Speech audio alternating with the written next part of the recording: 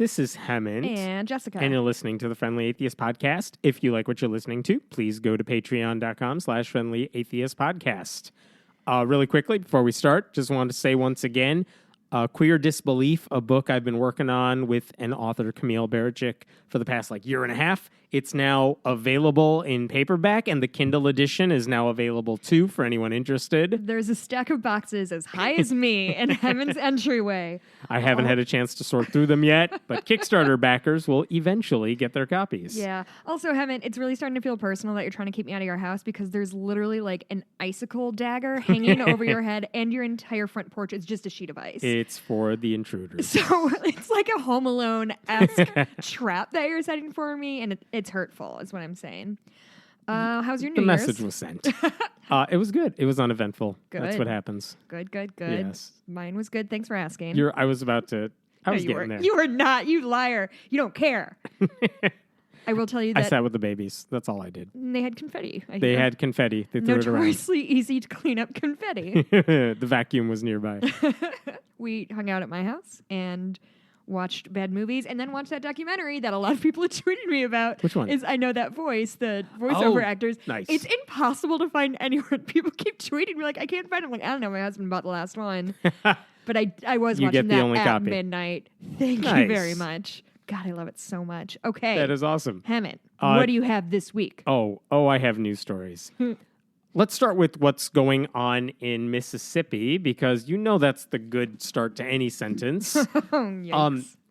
There are legislators there who just proposed a couple of bills that they're going to take up that are in the new Congress. Pro-women and pro-poor people and pro-education. You know it. Here's one of them. The first bill, it's House Bill 281. It's sponsored by State Rep William Tracy Arnold. And what this one would do is it would allow the Ten Commandments and the Beatitudes and the phrase "In God We Trust" to be displayed basically anywhere what was on the the second state. word you said? Beatitudes. It's all the Jesus, blessed are the poor, for they are...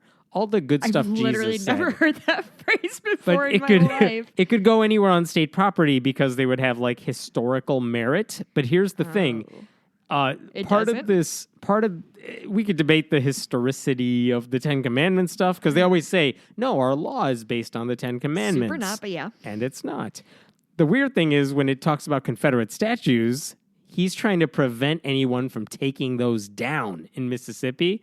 So they say, well, they have historical significance. So if you vandalize them in any way, which I guess some people have done, sure. You could spend up to 20 years in jail. Fuck. Yeah. That's too much jail time. For vandalizing a statue. So is he's linking the Ten Commandments and Confederacy? They're all in the something? No, well, they're all in the same bill, but he's saying under the same umbrella? He's trying to protect these certain monuments from getting vandalized or damaged or taken down. Super sounds like a thing that like a bill of here's things I like, so don't touch them. Yes, more Love or less. Your senator. But that's not the one I'm worried about. The one I'm really worried about is House Bill 130. This one has not a big chance of passing because it's the third time this guy has done it, and he's failed the first two. Tenacious. But the guy is Tom Miles. He's actually a Democrat in Mississippi, so I forgot if I said Republican earlier. That was for the first bill. This bill would make the, quote, Holy Bible, unquote, the official state book of Mississippi. Oh, Jesus. This is weird because no other state does this. I was just about to look up if Illinois has a state book. We do not. I don't know if we have a state book, but it's not the Bible. And no other state has it. The only state that even comes close is Alabama. But even Alabama was like, well, we're not going to try to make the Bible the state book. They just created a new category called the State Bible. And they have a state Bible. Okay. It's the Bible. Okay, all I'm getting, this is a flawed Google search because I put Illinois State Book, and it's just Illinois State University bookstore shit. That's the saddest Google result. I'm sorry. In Tennessee, they almost passed the Holy Bible is the state book. Nice work, But Tennessee. after the Republican-dominated legislature passed that, the governor, who I can't remember if he's a Republican or not. He may be. But he actually vetoed it, and he said by making the Bible the official state book, he would be trivializing the Bible. That sounds familiar. Yeah, so good on him. I think we talked about it when it happened last year. But here's the thing. If you're Mississippi and you got to choose a state book, think about the options you have. You could choose like a William Faulkner book, like it's a literary type of masterpiece. You could choose Richard Wright, who wrote Native Son and grew up in the state. There are a lot of books written by authors in Mississippi. That's kind of what you hope for in a state book. Like, let's celebrate the state. But nope, they want to go with the Holy Bible. They didn't even offer reasons in the bill. It just says the Holy Bible is the official state book of Mississippi. And that's it. That's like the whole piece of legislation. Okay. But again, this guy has tried to do it twice before, and even in Mississippi, I guess it did not work because you want to legitimize the Bible through the government in any possible way. Is it so he can stump on it later to be like, I'm the pro-Bible boy? I think that's definitely a part of it, and I think part of it is being able to say, I fought for the Bible in Mississippi. Even if this gets defeated, he could say, look at what I did for you guys. Sure, I did my best. Okay, I'm down a rabbit hole, Hemant, because I did find a website called netstate.com. Okay. And it has all of Illinois' symbols. Yes. Are any of them the Bible? No, we don't have a state book. We do have a state folk dance. It's the square dance. Mm-hmm. So my friend Robin, a state amphibian, who writes the eastern tiger salamander, white-tailed deer. Go back to the folk dance. Go back to the square dance. Square dance. She went down the same rabbit hole where she was looking up different, like the square dance really in Illinois. So she looked it up and she found a bunch of states have the square dance as their official dance. Wasn't there like a bonkers push from like the square dance people? Well, specifically, I don't remember the specifics because I didn't prep for this. But I think she found that like the reason everyone was pushing to make the square dance the dance is like a white supremacist connection. I feel and it was like the I've weirdest heard thing. that. I'm going to write that down and do research for next week. Yeah. Square dance. Do you want to know our state fish? I do not. It's bluegill.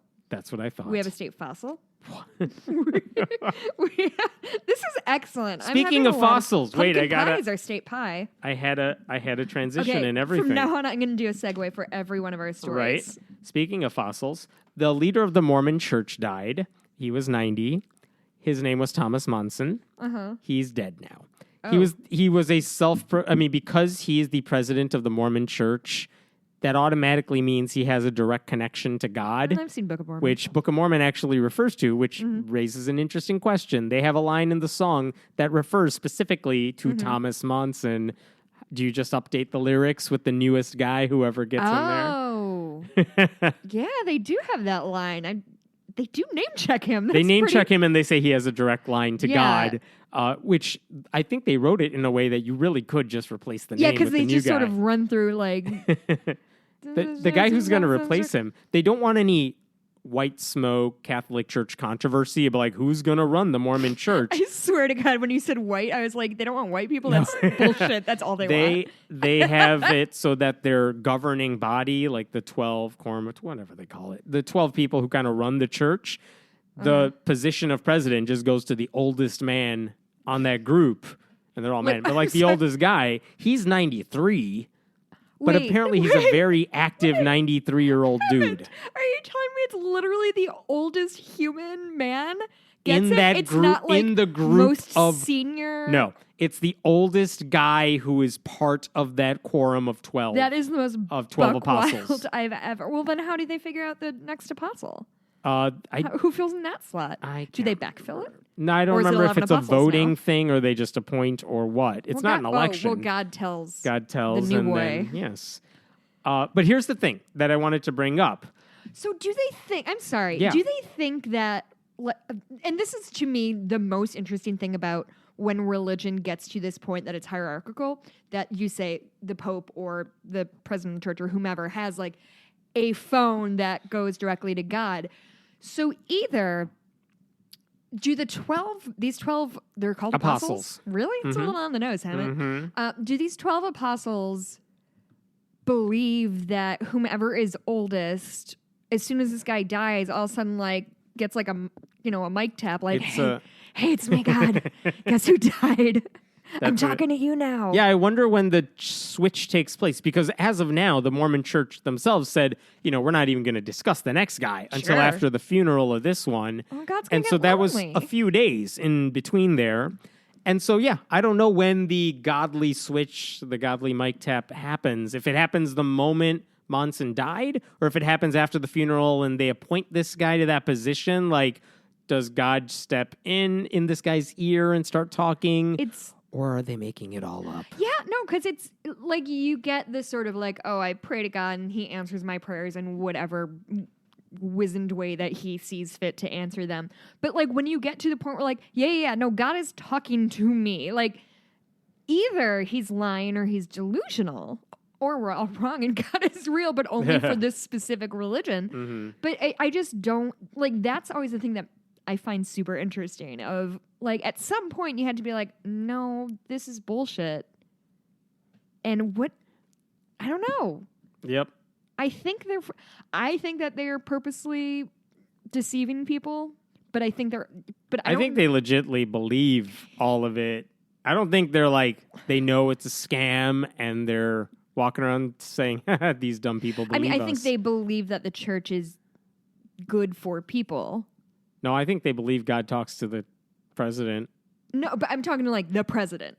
Uh-huh. Is he in on it? Is he delusional or is he lying? I think they actually believe. He thinks that whatever visions he has, they're coming from God. Oh, I didn't think of that. Yeah. So whatever comes to his mind, like this is the direction the Mormon Church should go, that's really what God wants. I have some really weird and very vivid dreams. So I feel like if someone is like, Jess, everything you see or hear or imagine is coming from God, I'd be like, oh no. Why does God always tell me that I should be back in my old house? Like every dream I have takes place in my house I grew up in. Is that boring? Yeah. No. What is genuinely curious, this is what I wanted to really talk about, is what's the right way to cover this guy's death? And I'll give you an example of what I mean. The Salt Lake Tribune, they know the Mormons. This is how they opened the story about his death. Even as he ascended to the pinnacle of a worldwide faith, Thomas S. Monson never stopped being a Mormon bishop. Because he always had that mentality, right? Sure. I want to help people. I want to do all this stuff. And even when he got to this position of leadership, he was still that guy. I think people say that about Pope Francis, too. Because he was an archbishop and he did these things to help the poor. And he still maintains that. All right, fine. Then there's, what is this? USA Today? USA Today. Here's what they said. Have you heard of it? It's a really I've heard small of it. paper. I was trying to make sure that was the one. Here's what USA Today said in their story. Thomas S. Monson, 90, the 16th president of the Church of Jesus Christ of Latter-day Saints, died Tuesday night at his home in Salt Lake City. Straightforward, no emotions. That's it. The New York Times had closer to what I think a lot of critics of Mormonism would say, yeah, that's really the story of this guy's life. Here's what the New York Times said. Thomas S. Monson, who, as president of the Church of Jesus Christ of Latter-day Saints since 2008, enlarged the ranks of female missionaries, but rebuffed demands to ordain women as priests and refused to alter church opposition to same-sex marriage. Cool. Died on Tuesday at his home in Salt Lake City. He was 90. So they mentioned the fact that he opposed female ordination, that he opposed marriage equality. In fact, the one thing that I think non-Mormons knew about this guy, even if they didn't know his name, is he led the fight to overturn Prop 8 in California, which did ban same-sex marriage for a limited time. Right. But the Mormon Church got involved in that fight because he told them to. So, like, that to me is probably his lasting legacy. He was the bigot who really pushed to ruin gay marriages. Right. And did. He broke up a bunch of families, at least legally speaking. And for a lot of these articles that talk about, look at the great things he did. I know you don't want to speak ill of the dead, but this guy was the president of the Mormon Church. He didn't just do good. He hurt a lot of people. And this isn't just he believed in stuff that I think is foolish.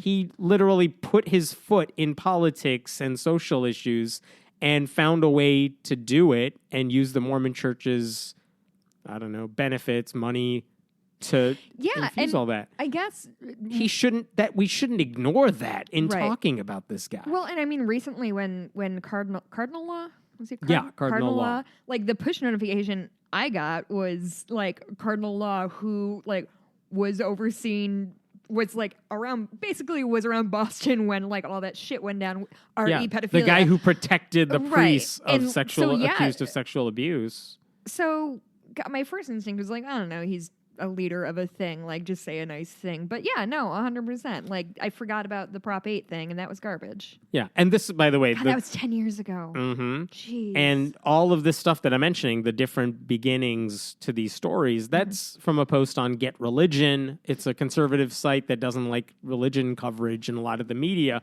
They were upset because they said the New York Times introduction that mentioned that stuff was biased. The USA Today one was straightforward, no big deal. The Salt Lake City one had the positive spin on his life. Some would say it's positively biased, but not me. Yeah, but they say the Times story, quote, seemed more slanted in how it characterized Monson and the controversies he faced. Well, yeah, I mean, but an obituary is I don't know if it's an obituary or an article of this nature. It's allowed to have a point of view. Like, but it's not even a point of view. That is a fact. No, this is what he did. But the question is, do you mention that as like, this is how people characterize your entire life? Right. I mean, to drop that into the lead is definitely, they did it for a purpose. They made a point doing that. And that's like, okay. But isn't that what he's known for?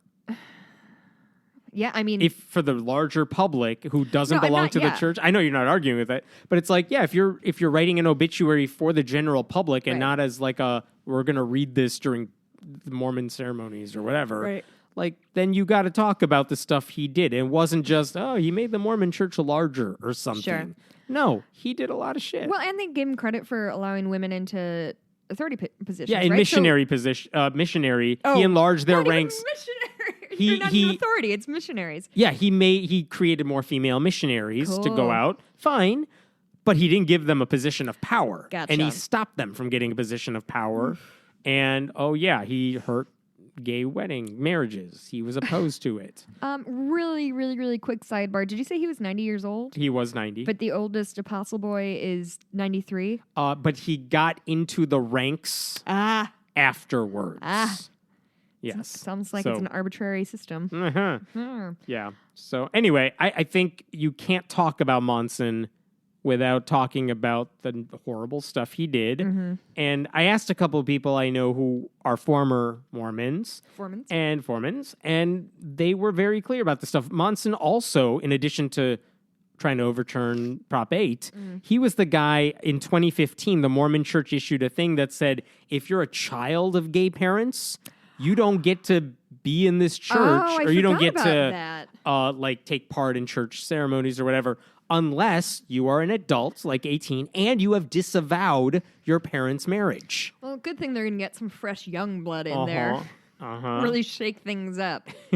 Nice work as usual. Mormons. John DeLynn, a guy we've talked to who hosts the Mormon Stories podcast, said this guy also presided over the largest wave of disaffection and apostasy because so many Mormons have left the church under his watch because of all the Prop 8 stuff and all the nasty things they do. He's arguably an unsuccessful president of the church. He didn't make the church look good. No. Any better anyway. Right. I don't think it's speaking ill of the dead, by the way, to mention that, his life was dedicated to hurting a lot of people, or certainly not fighting on behalf of civil rights or helping people. Right. And the only stuff he did was almost like a spiritual stuff that doesn't matter to the outside world.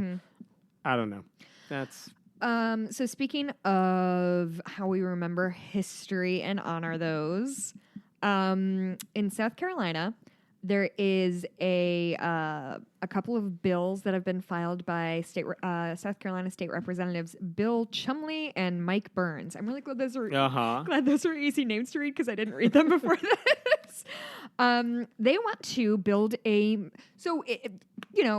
we're kind of looking around and addressing the current climate, a lot of Confederate statues have been pulled down or curtains have been put up around them. They have been the site of great controversy, and maybe we should be not putting more up, certainly.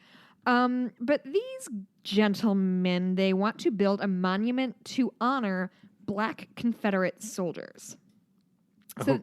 So all three of them? Let me go on because you're going to like this a lot. Okay. So this is what they said. This is a quote from Burns. This monument can help educate current and future generations of a little known but important part of South Carolina history, which I don't know what it is with people who are into Confederate monuments, but like, do they think statues are the only ways people learn? Like, that seems to be their Every time I see a statue, I read the display. Oh, absolutely. The little plaque. These African Americans, like many of their Caucasian contemporaries, stepped up to defend their home state during a tumultuous time in our country's history. Their service has largely been overlooked or forgotten. Okay.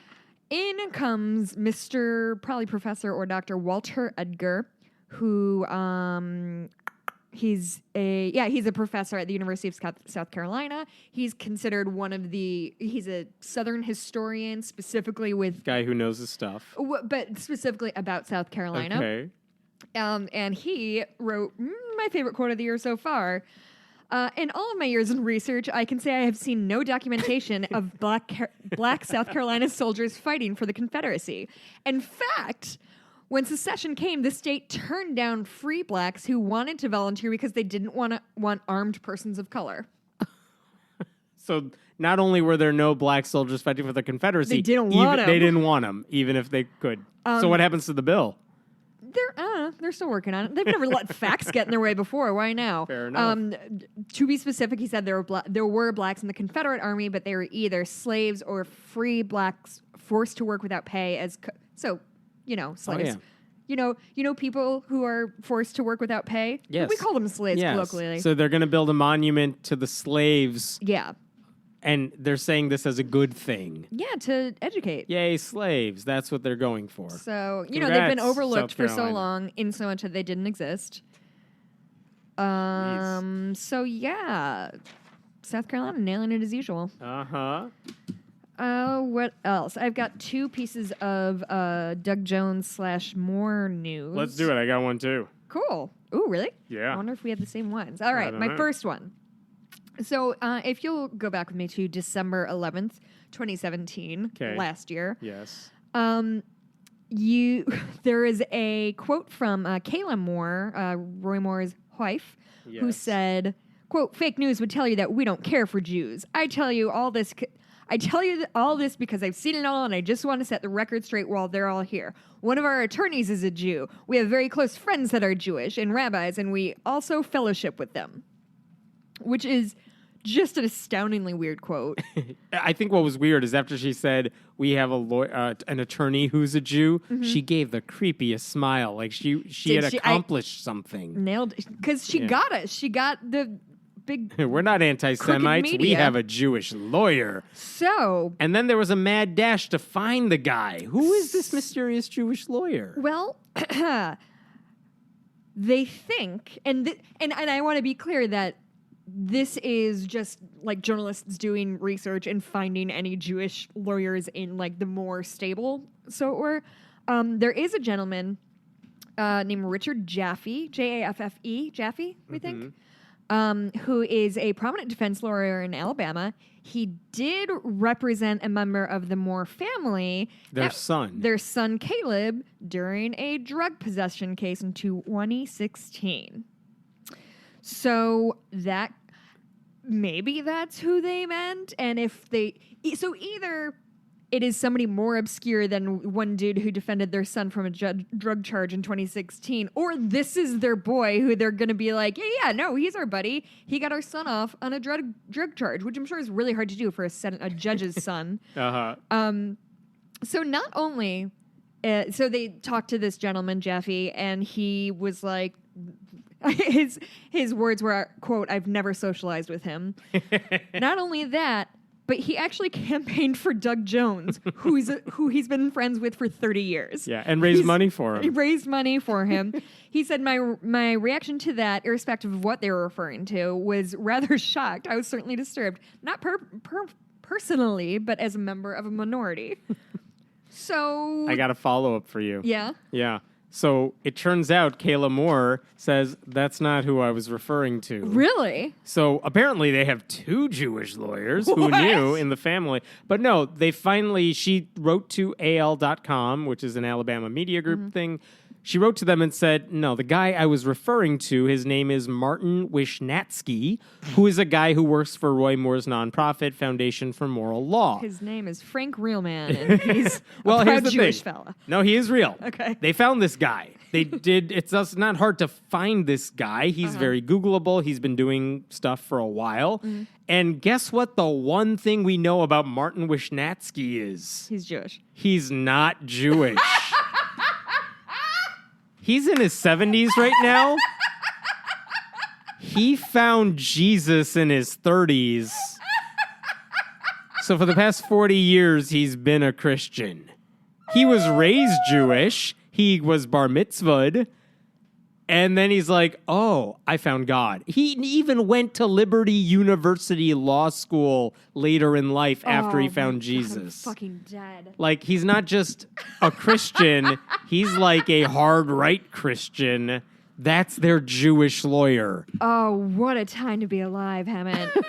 He actually said, and I'm quoting here, I'm a Messianic Jew. That's the term they use for a Jewish person who has accepted Christ. Jews for Jesus. They're on my campus Jews all the for time. Jesus. But they're not Jews in any sense of the word. Right. And again, when you talk about all this stuff, when Kayla Moore was talking, she's not talking about like ethnically Jewish, they consider Jews a race, and he's Jewish, and he was raised in a Jew. I don't think she's thought that deeply about it. She is saying he's a Jew. He doesn't even accept Jesus. That's what she was trying to say, and they were saying we're okay with that.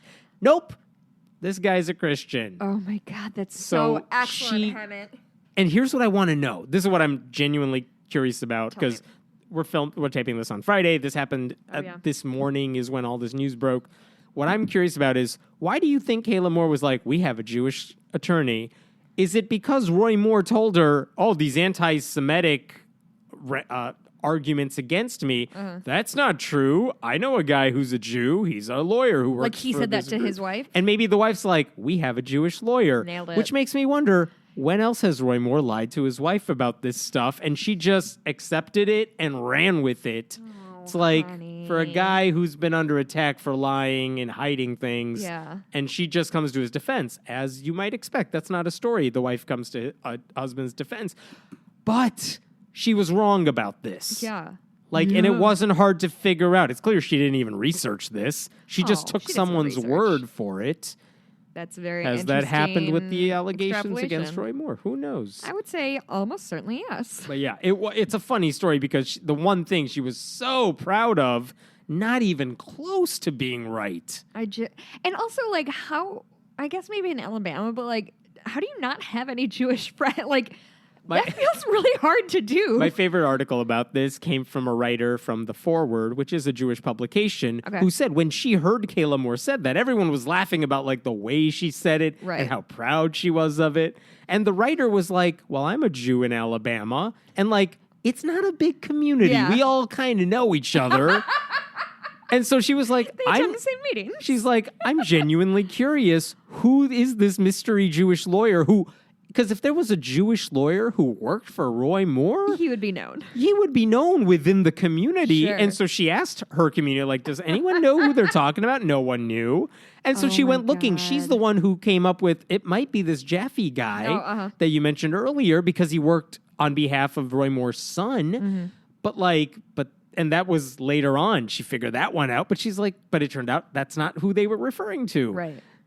So it's just funny that, like, they wanted to know, but there's not a lot of Jews, period, in Alabama, much less Jewish lawyers who have the prominence to represent a former Chief Justice of their Supreme Court.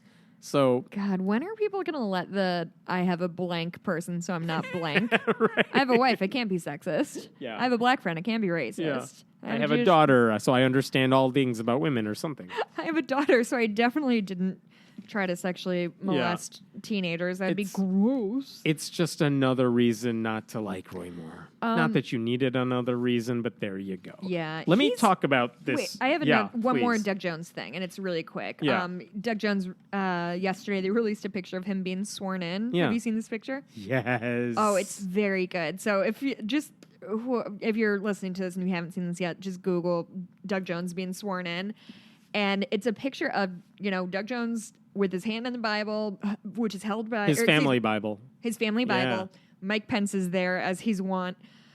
And Doug Jones' son is just to his left and is, like, shooting daggers out of his eyes at Mike Pence in this, like, glowering, like, trying to burn him to ash with Doug his Jones' gays, son is gay. who's Yeah. gay. Yeah. Which, I mean, I don't think we all need another reason to hate Mike Pence, but the fact that that guy's gay probably adds fuel to the fire. I don't know if they just caught like the picture. God, I hope in the not. right I time, hope but, that was his entire experience with his dad being sworn into the Senate of like, you motherfucker, you Lego-haired asshole. Speaking of, I don't have a transition for that. Here's a very serious story that is troubling. So it's not a good time for me to bring up my fun Illinois State things? Not yet. Okay. So over the summer, the Supreme Court issued a ruling in the Trinity Lutheran case. That was the one where a Missouri church wanted to renovate its playground using money that was a taxpayer-funded program. They said, we're eligible for this grant, even though we're a church, because we want to renovate the playground. We're not trying to build a new nativity scene. Yeah. And the Supreme Court ultimately said, this is basically, they want to renovate the playground. It's a secular thing they want to do, so you can't discriminate just on the basis of religion. And it wasn't even close. It was a 7-2 decision. So after Hurricane Harvey hit Texas, like 3 different churches said we should be eligible for funding from FEMA, the Federal Emergency Management Agency. We should be able to get taxpayer money to rebuild our churches. And FEMA said we can't do that because we can't fund your church. Because you don't pay That's property the rule. taxes. You don't pay taxes. We're not giving you taxpayer money. And then the church is sued over it. Well, it turns out FEMA has now changed its policy. Fuck. They said it's okay for any groups affected by acts of God, quote unquote, which is the term, fine, but houses of worship are eligible for that money. And the problem with that, and what they said is nonprofit houses of worship will not be singled out for disfavored treatment as if they were hurt so much in the past by not getting it. So they get all the benefits of not paying taxes, but now they even get access to taxpayer funding. But here's the weird thing.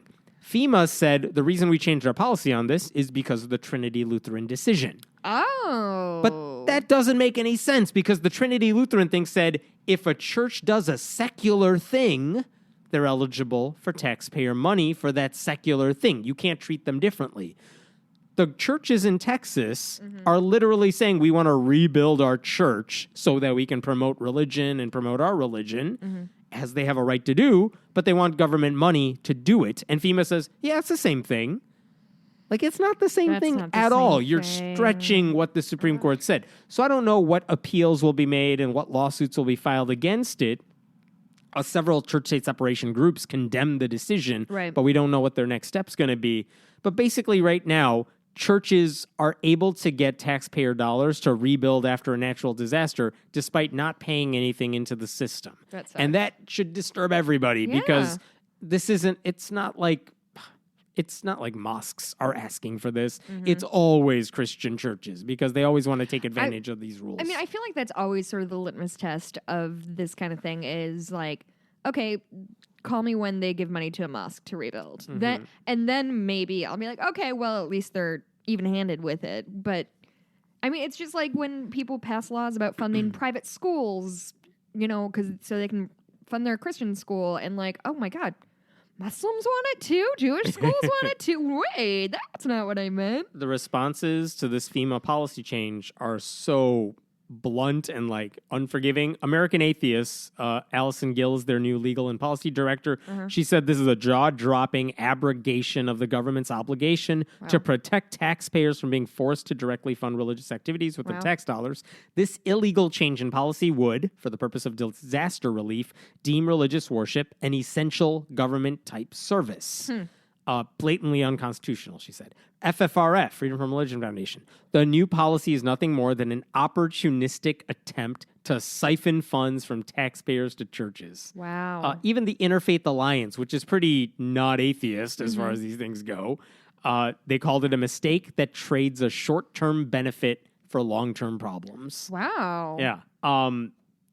They are... So FEMA made that decision independently, right? This didn't come down from... The courts did not say this. A judge did not say this. FEMA, run by whoever Donald Trump appointed to run FEMA, decided on this policy change. Yep.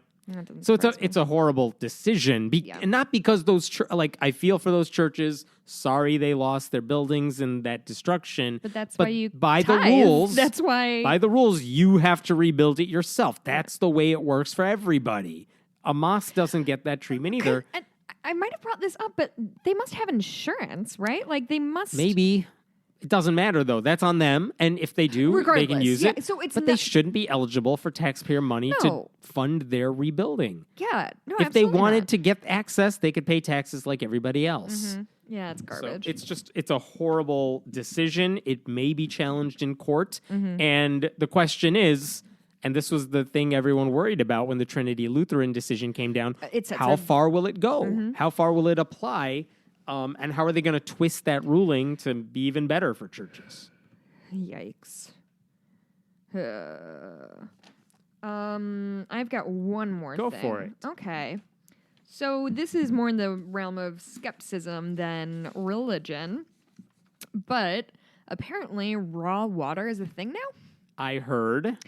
So I'm going to shock you, but this happens in San Francisco. Really? Uh-huh. They are selling. There's a collective, like a grocery collective. Okay. That is selling glass orbs that contain 2.5 gallons of what is billed as raw water. In other words, it's unfiltered, untreated, and unsterilized spring water for $37, which is a whole lot of money. So it's basically a company it's packaging water that hasn't been filtered. Right. And then slapping a giant price tag on it. Well, I said the glass orb part, right? Yes. Like a neat glass orb. And it's $15 per refill, which is bonkers. Like, why do I want to pay extra money for water that you could literally go to a creek and get yourself? I don't know, Hemet. Yeah. It sounds really dumb to me. Does. I heard that one of the people who's selling the stuff, I don't know if it's the same company or a different version of it. This one's called Live Water, the one that I found. I heard that one of the guys doing it is the guy who ran Juicero. Yes. And that's the one that like, in theory, you paid hundreds and hundreds of dollars for the packages, and then it would make you like a protein shake, drink, juice, whatever. And then Bloomberg found that, if you just squeeze it with your hands, you save $600 and you get the same stuff out of the packaging. And then the whole business went under. Oh. It was hilarious. Journalism's the best. So that guy who scammed people out of that is now working on this. I think it's Live Water. It could be Live Water. I don't know.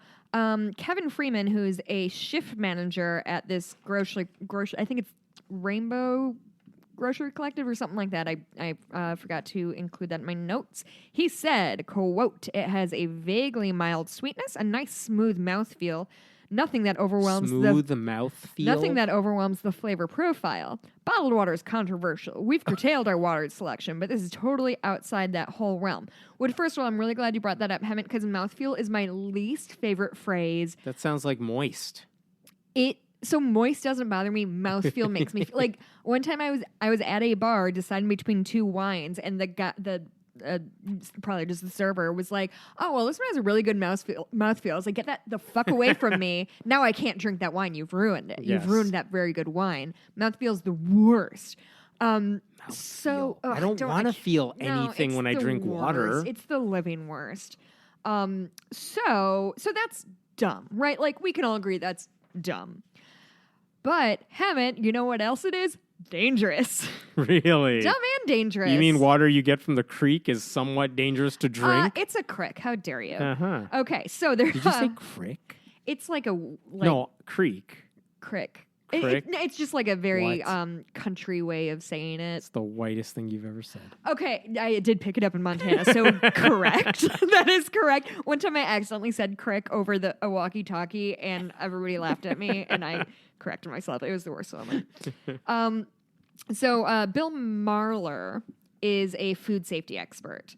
And he, apparently, when he saw the headline about this raw water or whatever it is, he thought it was written in Onion headline, which, God bless. And he said, quote, "Almost everything conceivable that can make you sick can be found in water," which I think history will tell us is very true. Like, basically, many of the diseases that were spread years that, murdered whole swaths of people were from contaminated water. Yes. All the time. Which is why filtering water is important, even if it's coming from your tap. Yes. So, he said, unfiltered, untreated water, even from the cleanest streams, can contain animal feces, spreading Giardia, which is no joke. My puppy had Giardia, and it was gross, and she's better now. But good. She was sick. She had diarrhea. It was disgusting. It has symptoms such as vomiting and diarrhea and results in 4,600 hospitalizations a year. Also, hepatitis A kills 20 people in California. So if the rumor is you're supposed to drink, or the myth or whatever, drink 8 glasses of water a day, they want you downing this stuff. E. coli can also be in there, and cholera. Who's buying these giant orbs of cholera? shit water? It's what used to kill you on the Oregon Trail, the video game that we played in the 90s. Yes. And probably the real Oregon Trail, one must assume. From what I could see, it's it's kind of the same circles of like people who are into raw foods, who are anti-vaxxers, who just like... So the Gwyneth Paltrow crowd. All the goop the very people. Rich, affluent, mostly white and Silicon Valley people. And apparently dumb people. And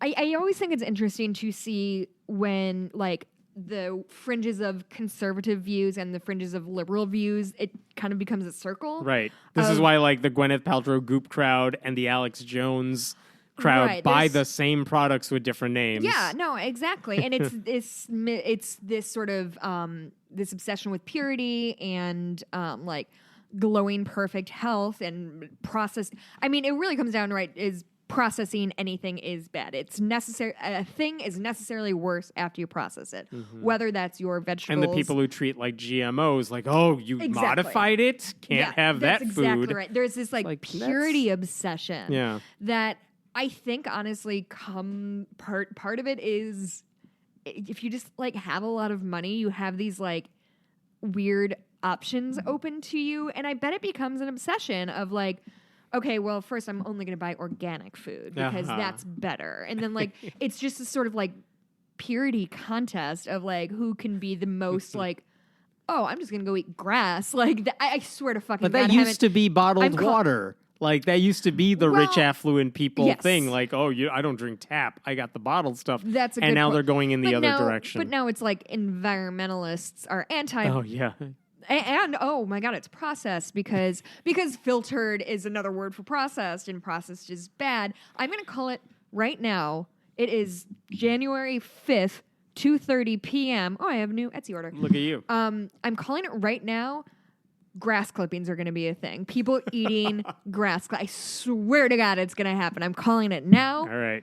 This is prediction my made. Prediction. I'm sealing the audio envelope.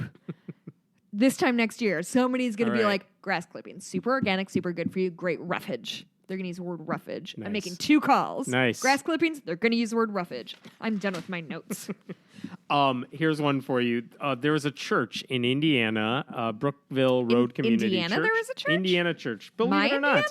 Yes. I lived there for years. I never saw a church. Some small church, no big deal. They did a thing where they wanted to show prayers work. And so what the pastor had the congregation do is every time God answers one of your prayers, fill out this little card and tell us what God did for you. Okay. And then they would put like that clipping or whatever on the big board. They even have like a bulletin board with the receipts like God helped me with my prayers.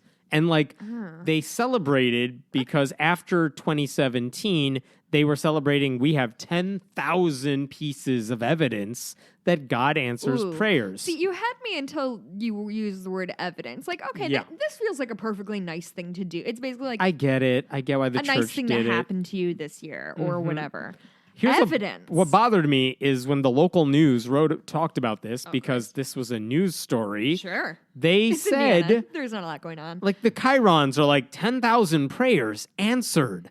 You're the news. start acting, I'm not even touching my computer, otherwise going to blow up all this stuff. Do you have a listing of some? Yes, I do. A sampling? What did they say? What prayers worked? Me, everything. We had people, says the pastor, we had people say, my cancer is gone. Okay. People got jobs when they've been praying for jobs for years. We had people that have been praying for relationships to be restored, and they were restored. All of those are miracles that we attribute to our Heavenly Father. No one, as far as I could tell, and I looked through the news segment because I'm like, I'll pause it and read what these little things had to say.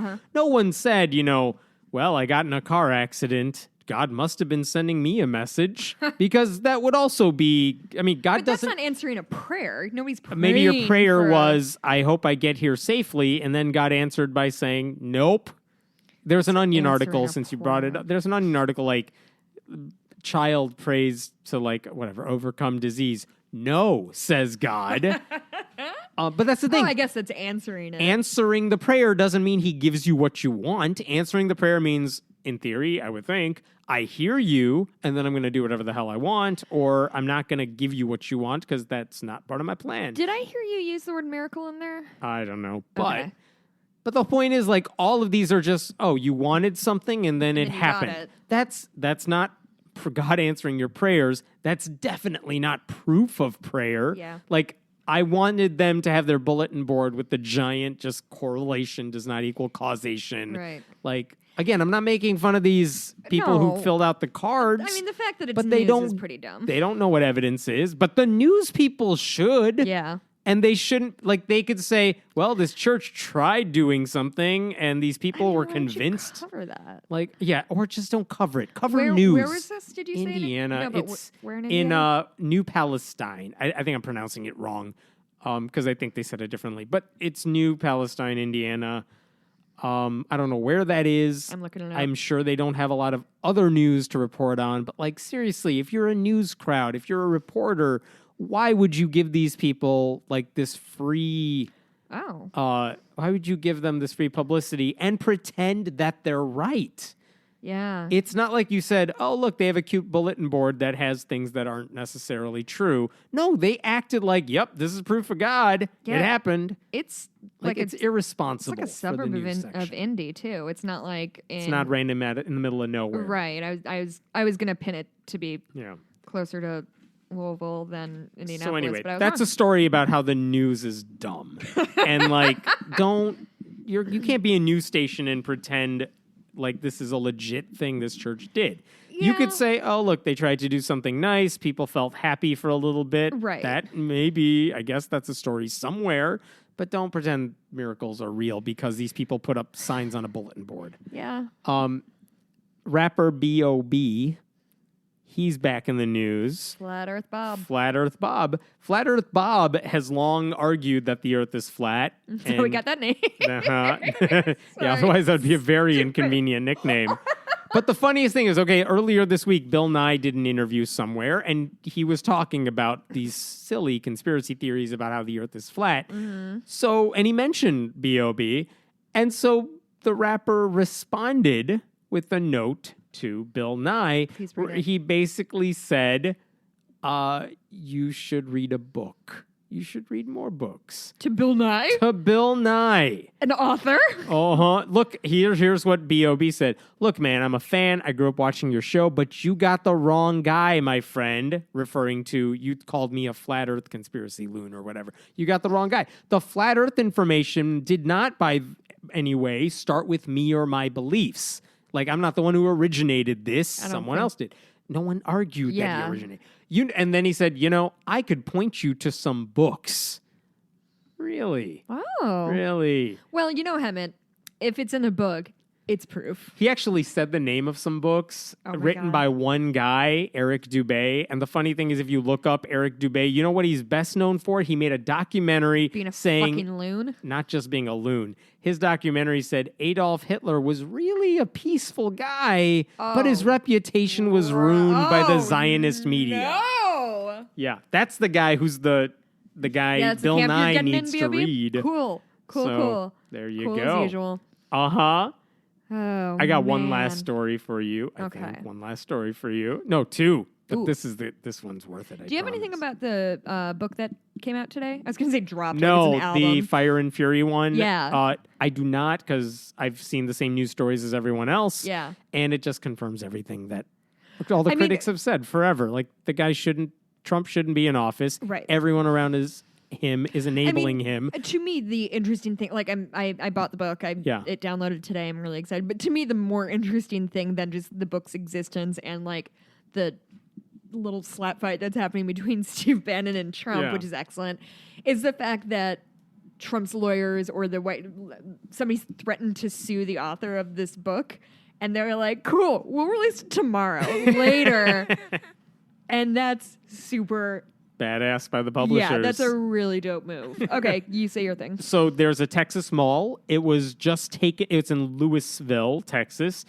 There was a mall. It wasn't doing well. It got taken over by a guy who's like, I can renovate this mall. And so he bought it. He renamed it the Music City Mall. Fine. Cool. And one of the ways he's trying to get people in the door, because, again, what are you going to do? Put in Sears? Put in, no one's really shopping there. I'm so nervous where this is going. He put up a giant Ten Commandments monument in the store. Oh, sure. Yeah. That'll it's not get me in there. Bad. It's legal. I mean, it's his private place, so whatever, that's legal. But what I don't get is what is he trying to prove?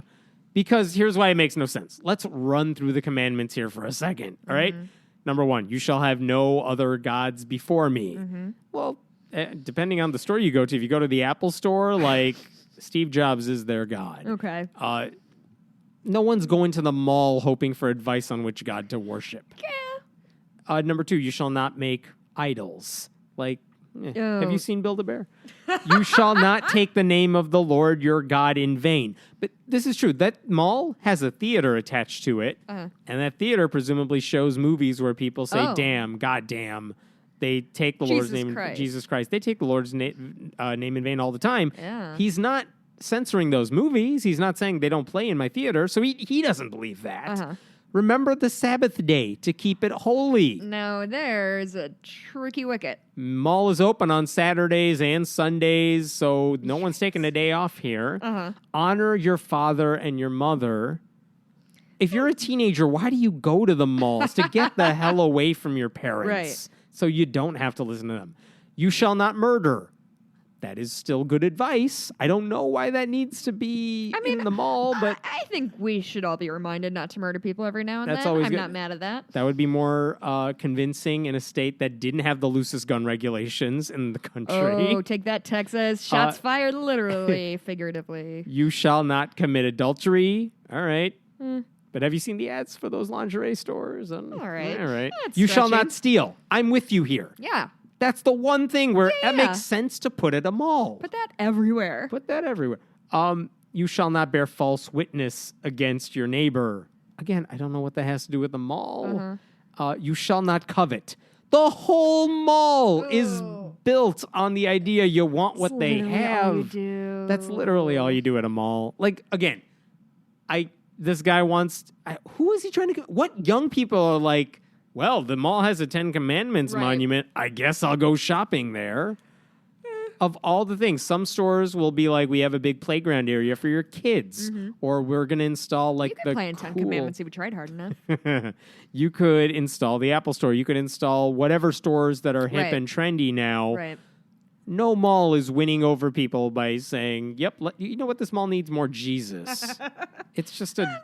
dumb, weird like idea. To support their good Christian brethren, so maybe. It's too early to tell if it works. It's still a mall, so I can't imagine it's going to pick up that much. Right. Malls aren't doing super great. Who knows? And then I got one last story for you just because, oh my God. Cool. There is a Noah's Ark replica in the Netherlands. It's not like the Ark Encounter in Kentucky. It's just some guy has a big boat. It's like 70 meters or something long. And it was docked in some river near the Netherlands. It's like a functioning boat. It's a functioning boat. It functions as a Bible museum. Is it the appropriate number of cubits? No, I don't think it is. Because I think Ken Ham was like, we made it the right amount of cubits. Oh, yeah. Get it, Ken Ham. This one is a replica, but it's not a size thing because it's all made up. Yeah. But and he doesn't have $100 million at his disposal. Sure. So this was tied up, and then a couple of months ago, it got like unmoored from its area. But then the guy tried to tie it back up, and he's like, "All right, I fixed it. It's not going anywhere." Then it got loose again because Netherlands has been having some fierce winds. So this ark got away. And then it caused a shit ton of damage all over. I'm not even going to try to pronounce the name of this lake. Don't. But it destroyed a bunch of boats that were docked on the lake. Oh. Yes. It's sad for the other boats. No one got hurt. But, like, this boat is big enough that if it crashed, it's like a semi hitting your car in the parking lot if it's just rolling along. It's like, you just caused a lot of damage. Thanks, Jesus. The saddest part, no one was hurt on the ark either. There were animals on the ark.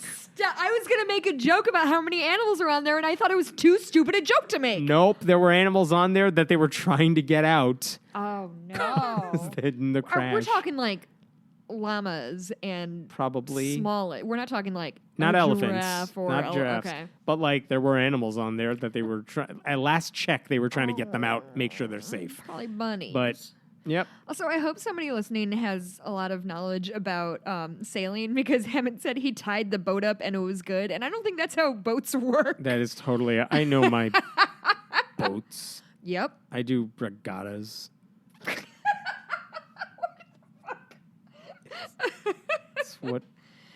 That's what I do. That's enough. Yeah, I think we kind of dunked on this year so far. Hemant, where could we find you on Twitter? Oh, hey, I'm at Hemant Meta at Twitter. I'm at Blueberry, BLUEBURIE. Get your copy of Queer Disbelief. Please leave a review. That is very nice. Email us at friendlyatheistpodcast@gmail.com. Hey, we haven't done a call out for reviews or ratings on iTunes. That helps us. That helps. And I read them all. And sometimes my friend likes to read the mean ones to me. Oh, nice. She thinks it's very funny. What else? I think that's... Etsy. Oh, my Etsy shop is Bitches Get Stitched Done. I cannot catch up. And Christmas is done now. People are still ordering things. What are their problems? What do they want shit for themselves? I'm not complaining. I'm very happy to be doing it, but I'm also super busy doing it. Give her many orders. It'll be funny. Is that it? That's sure. We'll see you next week. Happy 2018, everyone. Let's make this the non-garbage year.